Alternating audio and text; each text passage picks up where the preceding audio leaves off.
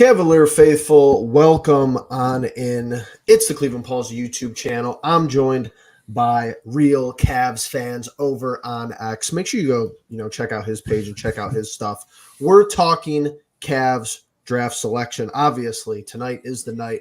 Pick number 20. A lot of motion in the NBA in the last 24 hours, you could say. Some trades going down, some extensions being announced, some people finalizing their plans as far as how their rosters are going to look headed into next season. There's a couple topics I want to talk about here briefly up front. Then we're going to get into draft prospect selections, who the Cavaliers might choose with the 20th overall pick. Will they make that selection at all? With some of the recent reporting, maybe interested in a Cam Johnson trade or just some other movement around the league. And we'll kind of wrap up here before the first round starts. I know it's a 2-night event this year, something that the NBA has changed over, but how's it going tonight? Everything going good? We'll see. Waiting for that text from Kobe, so we'll keep you posted. Fair enough. Hopefully Kobe Altman's phone is on. That would be a good start. I'm not sure who makes the calls to the candidates. Hey, we're going to take you at 20. I don't know if they do that like the NFL. I'm not sure that you see all the cool behind the scenes footage and videos like you do as far as the NFL draft. But let's start with this, because I think what you've seen in the last 24 hours from the New York Knicks is an interesting commentary on the state of the league right now. I think that they are in a rare situation where they've assembled guys who have played together at a high capacity, which makes it all the more interesting. But they make a big move last night. They give up a lot of assets to get Bridges. You get confirmation basically today that Anunoby is going to ink an extension with them. Just as far as your general thoughts, I'm really curious to hear how you dissect that trade as far as an asset exchange. I think it gets back to what the NBA is hoping for, and it's increased parity. So the Knicks see themselves as a contender. I don't think you can disagree with how well they've played last year, especially in the playoffs. Last year, they just really ran out of gas and ran out of healthy bodies. But they see themselves as ready to take on a Boston, and I don't think you can argue with them. So within that window of kind of what they've already done, they feel like they are right there, and acquiring Bridges, they probably feel like takes them right with Boston. So I think with the way NBA has instituted their new CBA, it's increased parity, it's increased diversity among how many playoff teams you have about who really can win. And we saw that this year, especially more than others. So I think you see the Knicks taking advantage of that, but also really seeing their window is now. Trying to align with Brunson's timeline, trying to align with some of the other guys, Randall, Bridges, Hart. They see this as their window and are being aggressive in that. They hoarded those picks. They've been keeping tabs on trying to find the next star. I mean, you heard Donovan, you heard Embiid, you heard pretty much any star being connected. That who would they go out for? And the answer is Bridges. So they've been waiting and loading up for this moment. And you really can't blame them for trying to take advantage of their window, trying to take advantage of the pathway in the East, and seizing on this opportunity to acquire someone who fits in perfectly with what they do, with what they want, fits in obviously as a Nova boy, which probably increased the price by a first-round pick, but also this is how you win in the NBA. So I think they really seized that opportunity and saw that, and props to them. I totally agree. And you've seen this shift, I think, even in this most recent season, and it's something that's carried over into this move where you, as a competitor, specifically in your conference and as a league as a whole too, but I just think it's more boiled down to the actual side of the league that you're in. You look to the team that came out of that conference and you build your roster around beating that team the next year. So is this a move that, puts them right in contention with Boston? I absolutely think it is. But I think that you saw this even this previous season where the Timberwolves in the West kind of built a roster or tweaked it a little bit to make sure that they could compete with Denver, which, ultimately ended up, not being too bad of a play in the long run. But what really is striking to me about this move is that your Brunson contract and your Bridges contract are extremely affordable. And that's what I think people miss the mark with, is that, is Bridges worth all these picks? It's not that simple of, did the Knicks overpay? It's more or less, what did they receive as far as mobility, flexibility, and just it's not like that they got put in absolute cap hell with some of these moves. Brunson is a cap hit of $24 million next year. Absolute steal, in my opinion, for just the caliber of player he is in the Eastern Conference. And then Bridges is $23.3 million. So I think that was probably one of the more astute points that I seen right after that move, that trading was announced, is that probably accurate valuation for Bridges? I think it is. Maybe it is even, a little bit of you get him on a team friendly, cheaper deal, but it's absolutely a steal to only be paying Brunson $24 million next season as far as the cap hit, where if you even turn over to us in the Cavaliers, you're going to expect to pay Donovan Mitchell the max contract. You gave Darius Garland the max contract off of his rookie deal. So just some interesting dynamics and moves that need to be made as far as keeping up with a team like New York. No, you made a great point, and I think that's a point worth expanding upon. With the new CBA, I think you're going to start seeing these contracts become even more valuable, and teams really start to evaluate, just like the NFL, where you have a really good rookie quarterback and you get them on a very reduced rate, and you see them be more aggressive in how they build out their teams because of that significant cap advantage. That's what the Knicks are operating in. Like you said, with Brunson at the rate he's at, Bridges the rate he's at for the next couple of years, they can afford to maybe overpay for OG for the next couple of years because of how low those cap hits are. Within that, that's also why I would push back a little bit on the notion as far as retaining the core four stability. You were taking up those years you had with Mobley at a low rate, with Allen at a lower rate for the next couple of years. Yes. Those are critical years. So yes, it's important to be stable. It's important to retain talent, especially if the market isn't there. But you are also wasting potential financially flexible years. The cap's going to go up. So that's going to be consistent. But what you're paying these guys is also going to go up, and the rate you have them at now are not going to be what they're at moving forward, and that's going to hurt your flexibility. So you really have to be confident if you're retaining, you think these guys can work. Otherwise, you're wasting potentially viable years and viable flexibility in how you want to build it out. Yeah, and I'm really glad you brought that up, because we talk about that. We talked about that a lot this previous season, is that especially one of the other co-hosts here, Logan, he always has said this. The Donovan Mitchell move, I think, is a splendid move as a solo, standalone, straight transaction. But what have you done after that? The Knicks have done, after acquiring Brunson, after making sure that they've kept Randall, they've made moves for Anunoby. They've made a secondary move for Bridges.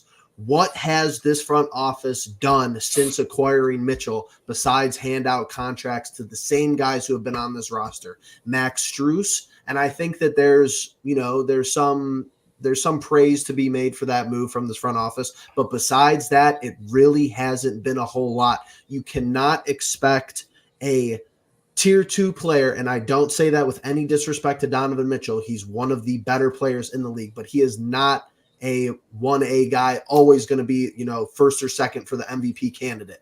You could kind of ride a player like that all the way to the finals or a conference finals, and you might be able to get through that 1 year, win a finals, win a championship. When you have that second tier guy, albeit he's the top of the second tier, you have to make subsequent, secondary, tertiary moves to really bolster that roster. But with that being said, do you think anything else comes from that trade direct? Another piece moved by Brooklyn, or Bogdanovich perhaps is a name to look out for, maybe a guy like Cam Johnson. Do you think that there's a move on the back end of that trade that maybe people aren't thinking about? I think Brooklyn's definitely a team to watch. They have a lot of attractive pieces for contenders, whether it be DFS, Dorian Finney-Smith, Cam Johnson, Bogdanovich being rerouted. Day'Ron Sharpino is another guy that's been out there too. They're in a rebuilding mode. It's clear, so it makes no sense when they hang on to some of those assets they've been retaining. So definitely think that can have a ripple effect with them. We've seen Denny Avdia already go off the board too, so it's really interesting now. You've already had Bridges, you've had OG, you've had Avdia, who's going for the 14th pick. You're also really seeing the value of two-way wings, and that being a priority so far, which tends to happen. After with the Shaq years, it was finding the Shaq stopper. With LeBron, it was finding the LeBron stopper. Now you're seeing the increased value to these two-way wings who can handle the two-way wings on the other team. With Tatum and Brown this year, you talked about kind of building out to beat those teams. You're seeing these teams really hoard and really go after these two-way wings who can be viable for you in contending with the type of talent you see at that level.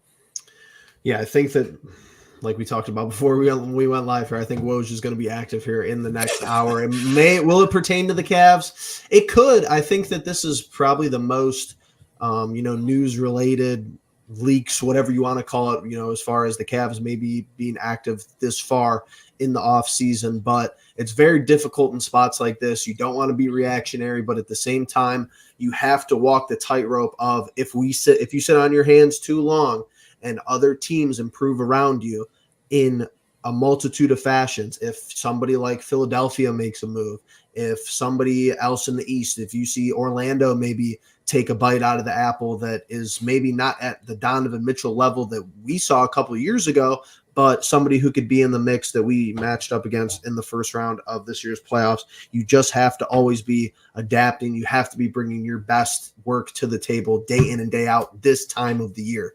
You can only do so much up until the trade deadline from the first game of the year. There's still some mobility. You've seen teams do it. You've seen teams fire a head coach halfway through the year and the replacement takes over and, takes them to a historic comeback 3-1 in the finals. I'm not saying it's not possible, but it almost seems like after the All-Star break in the NBA, the teams are the teams, the favorites are the favorites.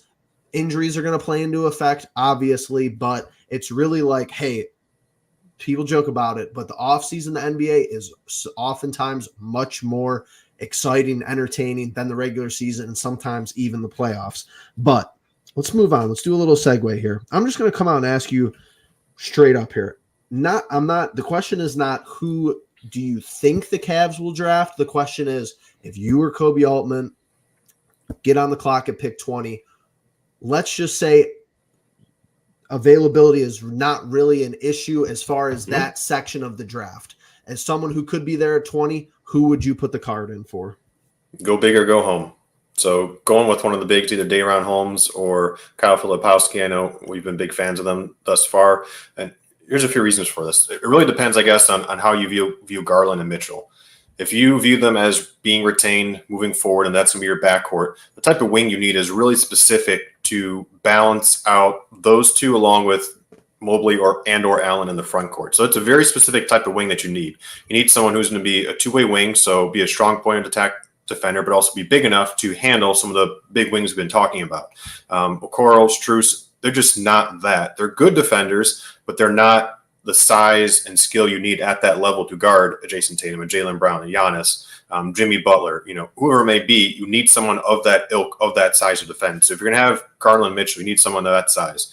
You also need shooting and spacing with respect to volume. So I think one of the things maybe the Cavs didn't anticipate with Max Strus is, well, yes, he provided the gravity. Yes, he provided the volume. He almost took away some from Evan Mobley and some of those touches there and counteracted maybe how much offensive development that starting lineup could have, because at times Mobley or Allen were exchanging between fourth and fifth option just because of how perimeter heavy they were. So I think you need someone who can shoot it, but it's not necessarily going to take up a lot of space on the perimeter. I think that's why you saw last year with Isaac Okoro, they had a more efficient starting lineup with Okoro. Now, didn't have the injuries they had this year, but I don't think it's any accident that a better point of attack defender in Okoro and someone who uses less possessions offensively was more effective to help kind of balance that lineup and mediate between Garland and Mitchell and Mobley and Allen. So within all that, you really need a very specific type of wing if you want to retain that core. Within that, I'm not sure that specific wing exists. It's probably asking a lot for a 20th pick to really do all those things you really want. But if you start looking at a lot of the wings, there's either guys who can shoot it really well, but maybe can't defend well, maybe like a De Silva or Baylor Sheehan, they can shoot it, but are they going to be able to defend their position successfully, especially a strong defender if you're having Mitchell and Garland? Probably not. Then on the other end, maybe someone who's a strong defender, but maybe can't shoot it as well, maybe like a Ryan Dunn or one of those where that's not going to work with the spacing aspect that you desperately need. Then you get into maybe they can shoot it some, they can defend some, but they don't have the size. That's kind of that Jacoby Walter, Johnny Furphy, like, they have the outline of maybe what you want, but can they hold up at that small forward position consistently with the guys you're going against? I don't know. So that's why I would tend to lean big. Plus, I also feel really strongly about Filipowski and Holmes, just the value there. A lot of the draft models load them with a lot of the advanced metrics. They're very high in their overall production. The skill set's also hard to find. When you're trying to find a third big to pair with Mobley or Allen, or just even fit with one or the other. You need someone who's fluid between positions, who can rebound for their position, who's going to be able to stretch the floor. And both those guys have that, and that's a hard skill set to find. So because of that, because of the value, because of the fit aspect, and over their overall talent level, really feel strongly that if one of those two are there, would really hope the Cavs would see that type of value as well. Yeah, I think I would have to go with Holmes at this current juncture if I was put on the spot.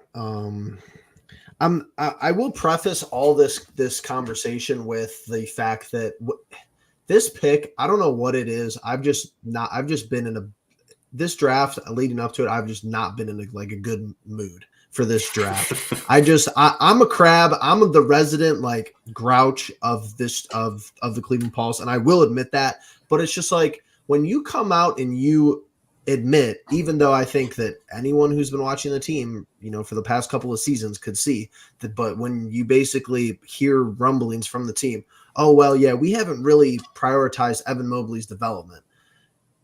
I think that was like pretty apparent and pretty obvious, specifically on the offensive side of the ball, but it's very difficult for me to be like, yeah, we're going to go in there and knock the 20th pick out of the park, make sure that we get the best person available at that spot, and they're going to be able to come into the organization, make an impact on the team.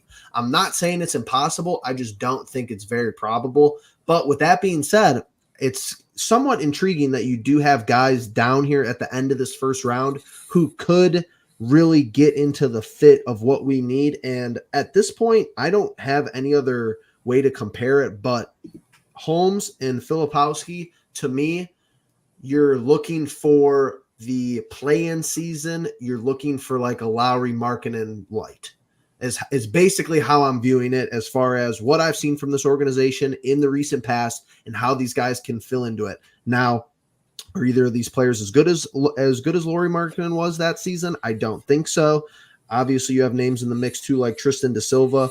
Let's just say that he is somebody that we really like at 20. As far as his fit and as far as his ceiling, where do you see him kind of fitting in with what this offense wants to do and what this team wants to do, especially with Atkinson as the head coach? So I would flip it and say, what position is he going to guard? Because that really dictates what position you play. So again, we're going to go back to if you're having Mitchell and Garland, you really need a strong defender there, and don't really think da Silva is that strong point of attack defender. Probably a better team defender where his size, his length is going to play into passing lanes, getting deflections. That's going to be an asset. But when we're talking about man-on-man point of attack, that athleticism really wasn't there. His combine testing was not where you'd hoped. I mean, someone like Baylor Sheehan, I think, tested better than da Silva did. So you have concerns about him being able to hold up laterally on the perimeter. Additionally, if he slides up to the 4, puts him in a whole different category. He's also a poor rebounder for his size. So then I don't like it's kind of like a Cam Johnson where, he's going to shoot, and that's a valuable player, but you're also lacking something that because he's sliding up, he's not able to provide at the position. So fit within all that, I understand the size, understand the shooting, understand the passing. I think overall he's probably one of the better fits. But there's still a concern is that if you're keeping that backcourt, how does that play into everything? Additionally, I would also add what concerns slightly about da Silva is a lot of the advanced models, draft model-wise, really have not rated him consistently highly. They're just not really a fan of his production. I know John Hollinger had him at 51 on his big board. Some of the other big boards I've seen that are more metric-based, think like Kevin Pelton or Henry NBA is another great one. They tend to have him lower on their profile just because of his lack of production. So that is a little bit concerning to me, especially when you see it kind of across the board. So wouldn't hate it, just wouldn't be my favorite pick. And I guess it all depends on the perspective of how you view this roster too. Wouldn't hate it if Holmes and Filipowski were gone. Basically is what I got from that. Oh man, I just don't know. Like, I don't want to do the comparison game because each individual player on your roster can contribute to the end goal of what you want to do. Is Ron Holmes going to step into the NBA day one and be a better NBA player than Dean Wade? That's where I'm at. Like, Wade is my gauge for this team because healthy or not, I think if he was healthy all year last year, I still feel like, and I understand we do have a new head coach, so maybe I got to change up the thinking. But if you go back to the JB mindset, it felt like Wade was always going to be one of the bubble guys as far as a playoff rotational guy. I felt like he would have played Niang over him. I felt like he would have, he might have even considered Merrill in some spurts, over Dean Wade. So that's kind of my gauge where when you get into these playoff series are any of these guys going to crack a top 8 or top 9 on a rotation at the 20th pick, all things being equal. Donovan extends, we retain Okoro, we don't make any trades, and I know that however you want to view those things, that could be likely, that could be unlikely. Well, let's take a step back. This player is not going to contribute next year, most likely. Just being realistic. I mean, looking at the last 20th pick, you have Cam Whitmore, Malachi Branham, Jalen Johnson, Precious Achua, Matisse Thybulle, Josh Okogie, Harry Giles, good old Karis LeVert. And I agree with you, but I'm the way I hear some of these. Maybe I'm just chronically online. When I hear people review and do their analysis videos of this, I'm hearing people saying that this guy, that whoever we pick here, could be a spot starter if needed in some spots. And I agree with you. I'm not there, but I'm thinking about all the aspects here. Where let's say it's an A+ pick at 20, maybe they could be an 8th, 7th, or an 8th guy, maybe. You would hope as they build out the roster that this 20th pick is not the 7th or 8th best player on next year, considering timeline with if and when Donovan resigns.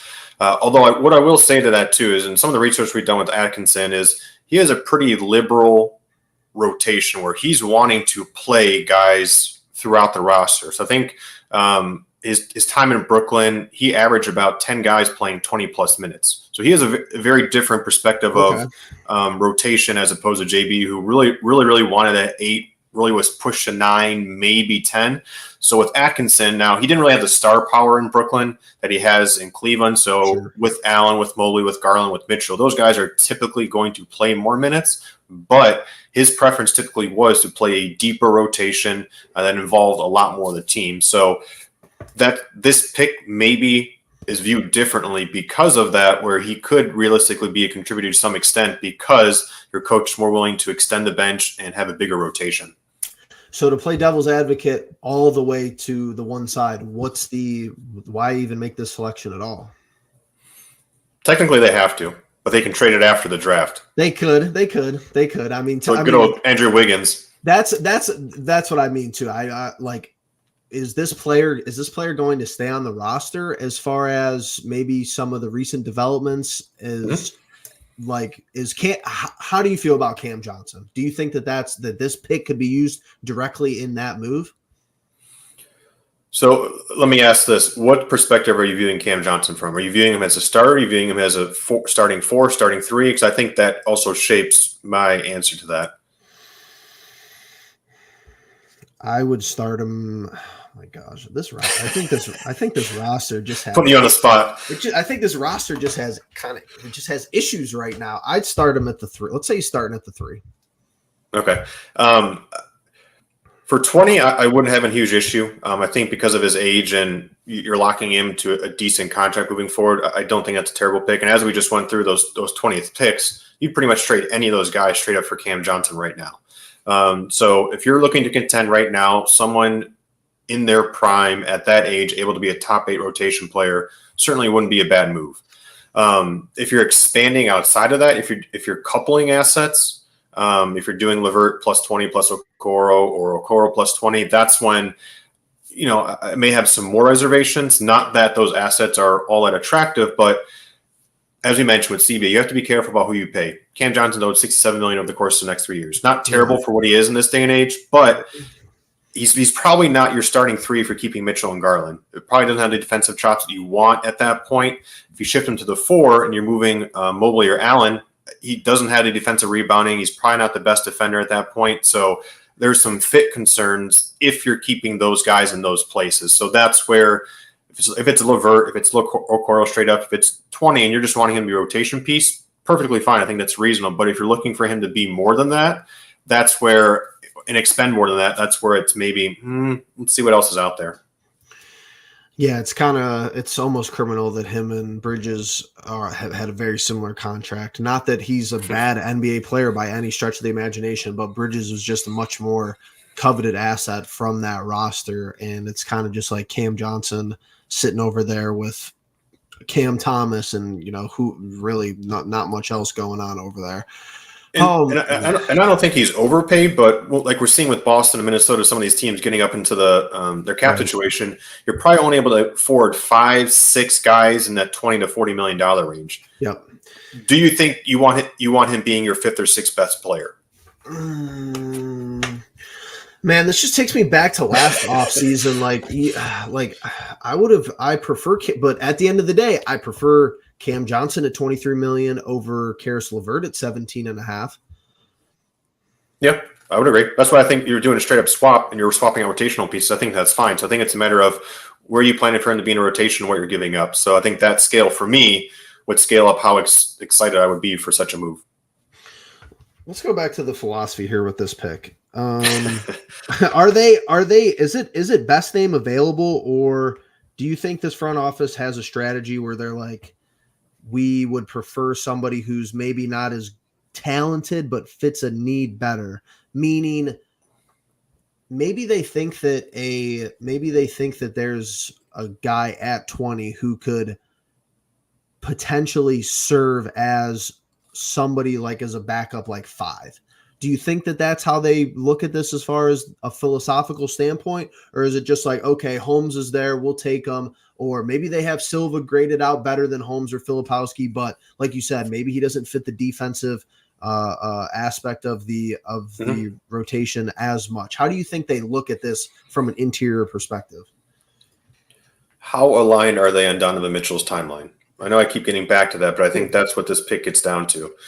Because if you're aligned with Donovan Mitchell's timeline, you're perhaps more willing to take a guy who's more NBA ready, can contribute now and for the next couple of years, when Donovan Mitchell's going to be evaluating a situation on a year-to-year basis. Just because you re-sign him doesn't mean you have him for those full 3 to 4 years. Just like we saw with Dame, Correct. He's going to be looking at situations and saying, is this the best situation for me every single offseason? So from that perspective, do you feel confident enough in your development and the time that you have to take a swing that maybe not contributing for 2 or 3 years? So we see this a lot too when LeBron was here. They were consistently straddling building for the future, building for LeBron. And it's a tough timeline to be on because you want to win now and you want to take advantage of that talent, but you also want to be sustainable in doing so. We saw after LeBron left, it was a build back because of how much they expended their assets, but that's also the cost of winning. Yep. So how confident do they feel in Donovan's timeline? Because we've seen teams like the Nuggets, they've really changed their draft strategy, especially in the back of the draft, to target older, experienced, productive players who can come in and provide cost-effective talent at a lower rate than maybe going out and getting signing someone in free agency who's going to provide something similar but at a higher cost. But with the CBA, it's more impactful. So we've seen them specifically change their draft strategy to meet that. So with the Cavs, it's really a matter of how they view Donovan's timeline and how they view themselves fitting into it. So I would tend to want to go for a guy who's a little bit more ready to contribute right away just because they're going to need that as they build this out, as opposed to taking a swing on someone when if you miss, you also don't have a pick next year, and that's going to hurt even more. So there's some threshold for risk, and I'm perhaps maybe a little bit on the safer side. There's no such thing as a safe prospect. I don't want to give that impression, but maybe someone who's a little bit more projectable and doesn't have to have an if and an and to contribute. And maybe, that's kind of how they do some of their weighting and grading system inside the organization. De Silva is that guy who's been there at the college level for an extended period of time where you hope that he comes into the league and he's not someone who's going to do, things that he's not going to be a low IQ basketball player. So that's definitely interesting. Ashton, he's not a Christian Iyengar. Oh, okay. Fair enough. Ashton, welcome on in. Where at 20? I didn't do a lot of I'm not gonna lie, I didn't do a lot of research on some of the guys outside of Holmes, De Silva, Filipowski. I know that Ware's on the radar. Ware is mocked to us a lot. Keyshawn George is mocked to us a lot. I'm not sure I'm a huge fan, especially if other people are there. But how do you feel about Ware? I'd feel differently depending what they do with Allen. So I don't know that I would fully support drafting an exclusive backup 5 if you're keeping Mobley and Allen, because that person is probably not going to see a lot of minutes unless there's an injury. Especially in the playoffs. especially in the playoffs. So that's where I think Holmes or Filipowski, because they can shift between positions, you can play those two and it becomes more valuable. Whereas if you're retaining Allen and Mobley, that exclusive 5 is probably not going to play that much. And how effective is that pick really going to be? Even to that extent, I think a guy with a similar profile, size, shot blocking, some touch from the perimeter is Mo Bamba, who you can probably get in free agency for a much reduced rate as opposed to expending the 20th pick on that same type of player. And Bamba's still pretty young. So I think those are the things you have to weigh too, is what is that cost acquisition value, and is that worth it with respect to how you're building your team out? There's couple things I'm going to keep saying on every piece of content that we put out through this offseason. Number one, nobody should be jealous of the position Kobe Altman is in and wanting his job and his title, because I think he's in a really, really difficult and tough spot because of all the different avenues. You need a head coach. You need Donovan to extend. Now you're into the draft where you have 3 different, trees branching off. Pick this person if we don't want to do any other moves. Pick this person if we want to do this. Pick this person if we want to do this. Very, very difficult spot to be in all around. And related back to your other point, if the Donovan Mitchell extension comes, I still urge people that's not the end all be all, like you stated, a couple comments ago. The honeymoon, they call it the honeymoon phase for a reason. If we extend Donovan Mitchell and we lose in the first round of the playoffs next year, that's not going to be good enough, unless he's just cool, hanging out, doesn't really care about greatness, doesn't want to ever win. And I don't get those vibes from him. Maybe I'm wrong. Maybe he just wants to, maybe he loves Cleveland, wants to collect the paycheck, be a somewhat of a contender in the East for the next 4 years of his career. But they call it a honeymoon phase for a reason. If you extend Donovan Mitchell, do nothing, have similar results, it's not going to end up pretty. And I just don't understand why Cavs fans, out of all people, I don't get how some people just blindly look over that. Well, if we extend Mitchell, the window's 4 more years. Absolutely, absolutely not. I don't want to take up too much more of your time. Let's do kind of like just a quick lightning round here. And, yeah, let's do it.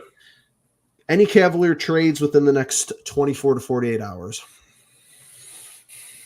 If there are, I wouldn't be surprised. Okay. I'm in that same exact camp. I think the draft certainly generates a lot of movement just because it's another asset that can be put out there.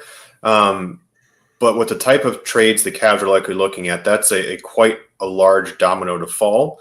And you have to feel really confident that target you're getting is going to be the best you can get for an Allen, for a Garland.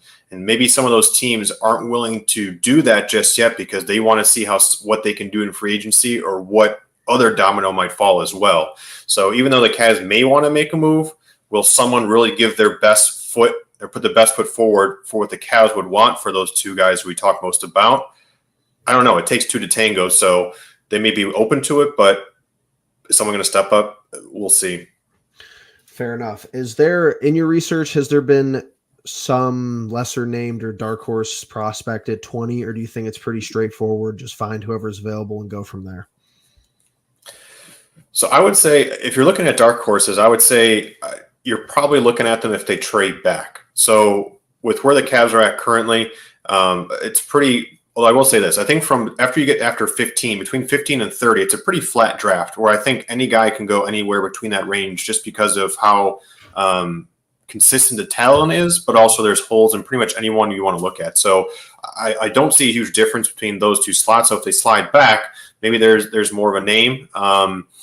Maybe some of the international guys that they may feel strongly about it, they have more flexibility later in the draft, especially if they're getting some additional assets. So that's perhaps somewhere they can go. But otherwise, I think a lot of the guys you've heard so far are likely in the mix. I don't know if there's a wild card candidate like everyone was saying for the coaching search where they're going to pull up somebody out of a hat. So for that, I think who you see is probably who you can get unless they slide back, and some other options may be a little bit different there. Yeah, it doesn't really seem like a spot to overthink it. But last but not least here, I have to ask, will Bronny James get drafted at all? Yes. Okay.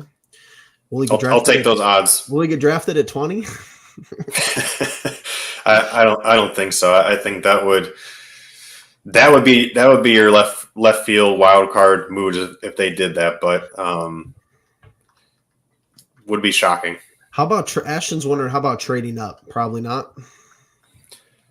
Who are you going to get? Do you think there's a wing there that is really going to be better than what's at 20? I don't think so. I mean, even I think as you get further up into the draft, and you start looking at other wings, it would be Cody Williams, Dalton Knight. Those guys still have concerns that we're talking about with guys at 20. So are they worthwhile expending those assets? And again, like we talked about, how impactful is this pick going to be with respect to your offseason? Are you wanting to expend assets to trade up for a guy who maybe is somewhat similar at 20, or use those assets and use that ammo to build out a better rotation or add to a package to get her something better in return with Allen? So kind of that cost analysis we talked about before. I just don't think there's a home run pick to trade up for at this point. Fair enough. And back to Bronny, I do agree with you there. I think some general manager will end up drafting him, and I don't know. We'll see how that storyline develops. Just another wrench in the plot as far as the NBA. I mean, we've seen Mylan McFawn, Ejeka Uboja. We've seen a heck of second round picks the Cavs take in the years. You can't tell me Bronny James is any worse than some of those drafting stashes we've seen. So considering what comes along with it, and some of the two-way contract flexibility you have, I'd be surprised if he goes undrafted. Yeah, for sure. Well, everyone who's joined us here, we really appreciate it. Hope you enjoyed us kind of rambling on here and just bouncing thoughts off one another for the last about 35 minutes. I'm Jeffrey from the Cleveland Pulse. This fine gentleman over here runs at Real Cavs Fans over on Twitter. Go make sure that you're following him, interacting with his stuff, always putting out good nuggets and tidbits of information over there. I really appreciated working with him. Second piece of content we've done here. And man, he just gets me thinking crazy and getting a little nervous and a little bit of anxiety for this upcoming season. But before we hop off here, you got anything else to round us out? If we're posting gifts, something's being talked about. So try to give you nuggets as we get them. Yeah, keep on the lookout. Go get tagged in at Real Cavs Fans over on X, Twitter, however you like to call it. But with that all being said, like I said, guys, appreciate you tuning in for this one, and we'll see you guys in the next one. Peace.